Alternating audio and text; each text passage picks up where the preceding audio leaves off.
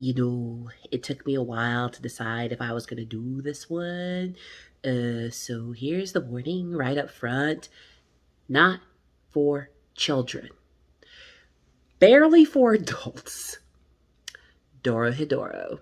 Hey, friends, it's me, the Ebony Otaku, the well rounded nerd.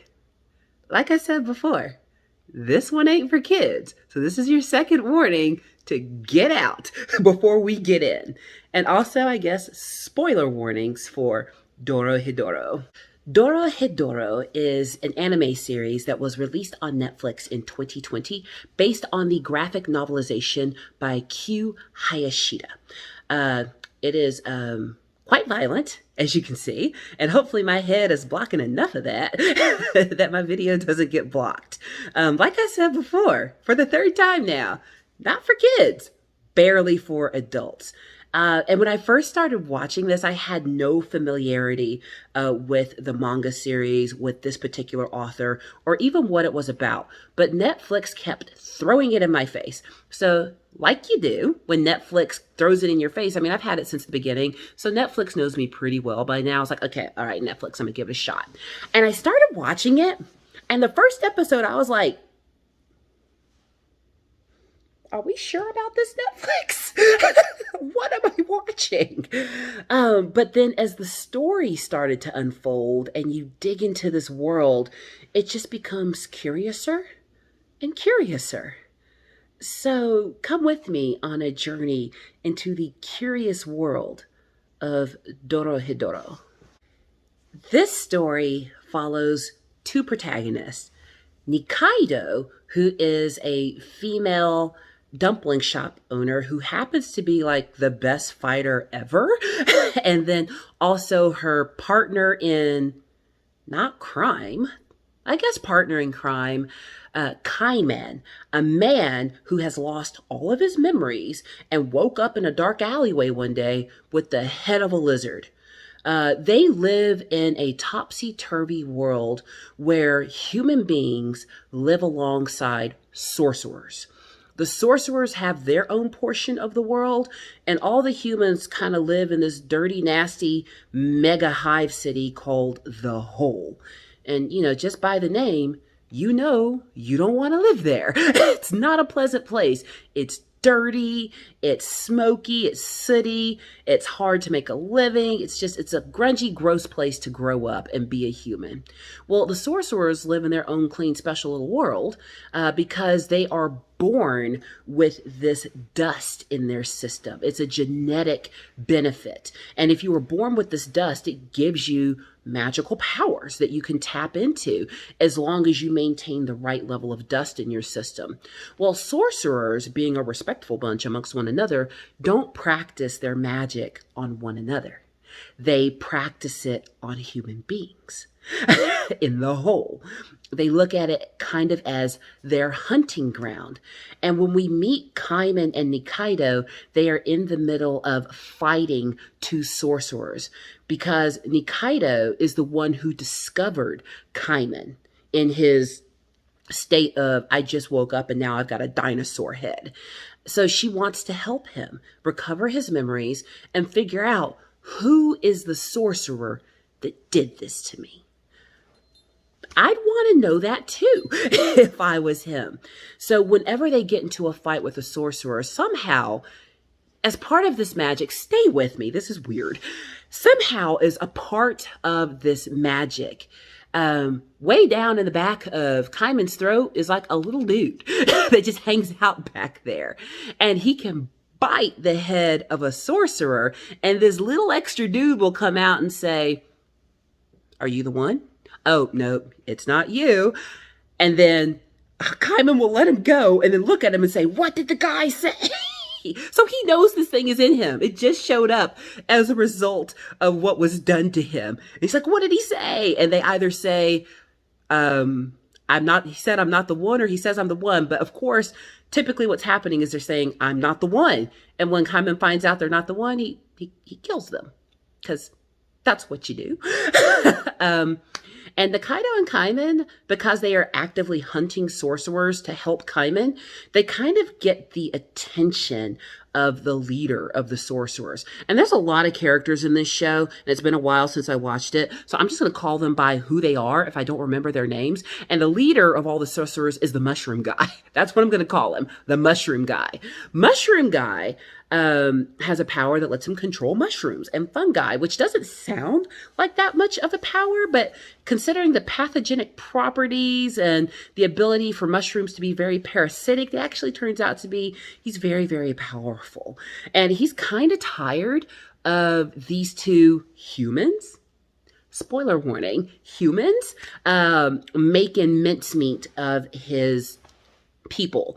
So he gets two of his more powerful sorcerers to go after them. And that's kind of where the cat and mouse of this begins. It's Nikaido and Kaiman versus the sorcerers. Now, let's talk a little bit more about the world of the sorcerers, because if you choose to watch this, you're going to have to put your hip waders on because they go all the way in. Shows like this tend to have a lot of religious connotations in them, and particularly they're coming for the Catholic Church. There's just no getting away from that. It's kind of like that movie that came out a few years ago that didn't do very well, but it should have had they made it right. The Golden Compass. That was a huge commentary on the Catholic Church. If you don't think so, go read the book. This show's kind of like that. And I haven't read the manga because the show was horrific enough and I don't feel like making my eyes bleed any more than they have. But the story is very interesting because in the world of the sorcerers, the incarnation, no, that's not the right word. The origination, there we go. That's the word I was looking for. The origination of their sorcery powers are actually demonic. The sorcerers worship demons. That's a whole nother level of horrifying that you discover later in the series. It's just like, oh, okay. Because a lot of times when you deal with an anime that has magic in it, the magic is fun, not always, but a lot of times. Like I'm a huge fan of like magical girl anime. But this is like that Puella Madoka Magica magic, not that like good Sailor Moon magic, where they're going all the way in on this.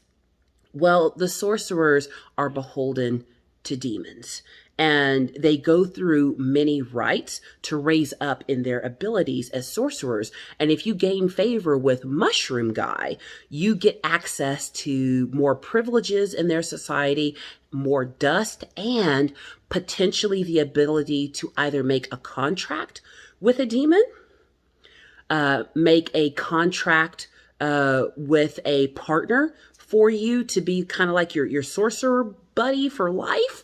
You like open up your heart and like peel out some skin and write it on the heart and put it back in. It's real gross. And then also you could potentially turn into a demon yourself. And that's like the goal of the sorcerers. That's what each of them wants for themselves if they can attain it.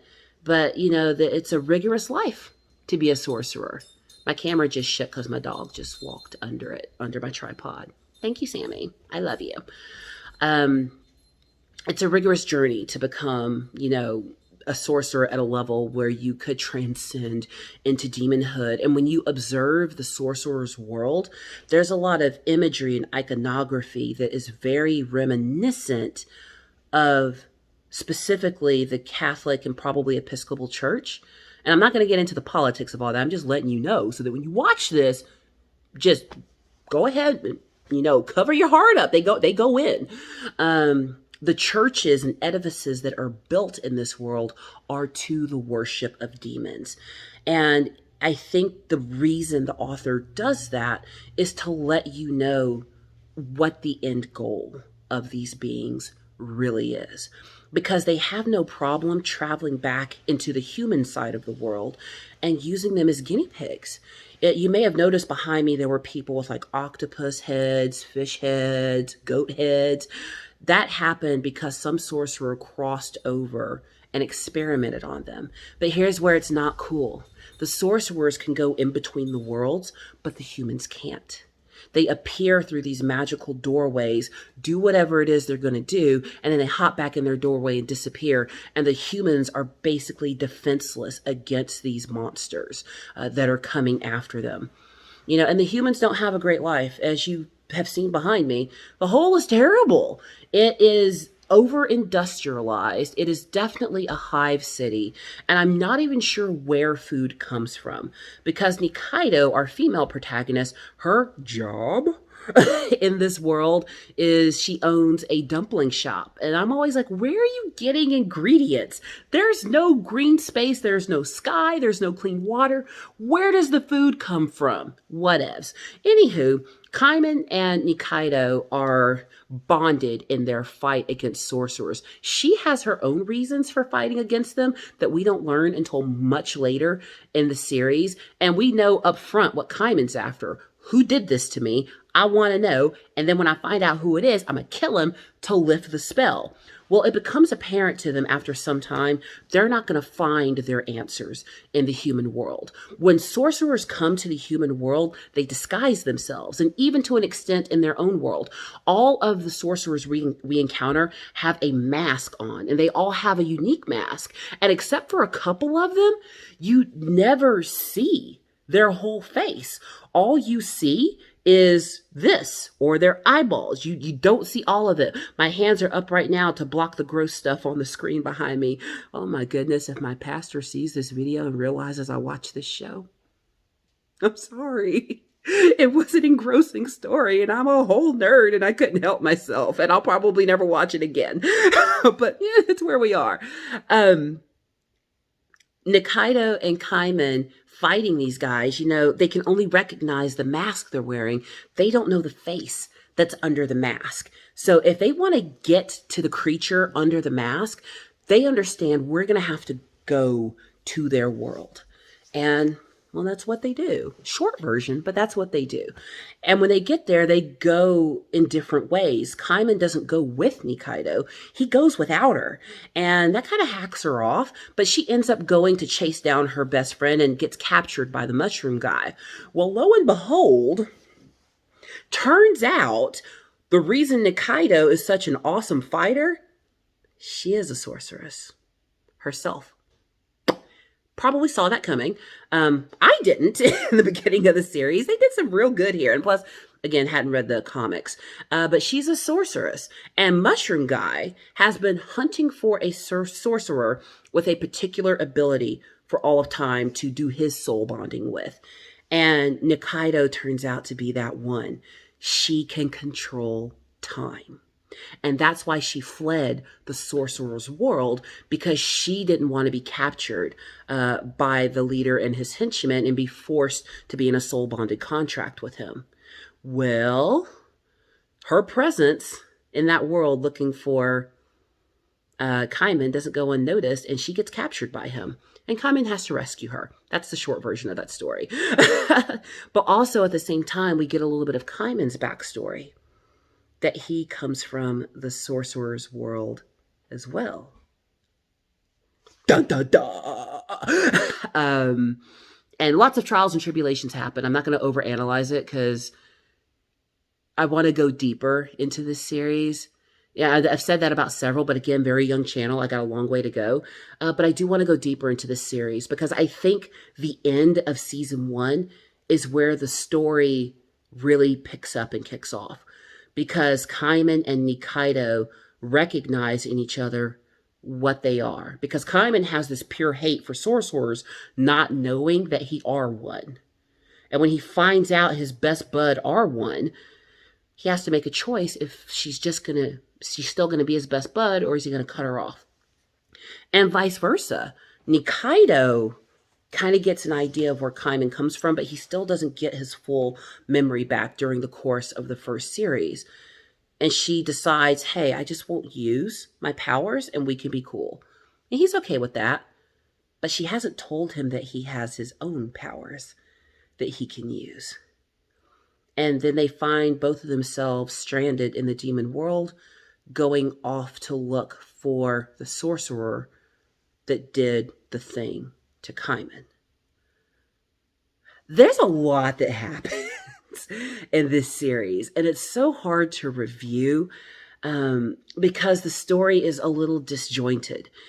because you're dropped into the middle of action, it takes like 3 episodes to really get into it and figure out what's going on. And then once you do figure out what's going on, like me personally, when I first started watching it, I was just horrified. I was like, what am I watching?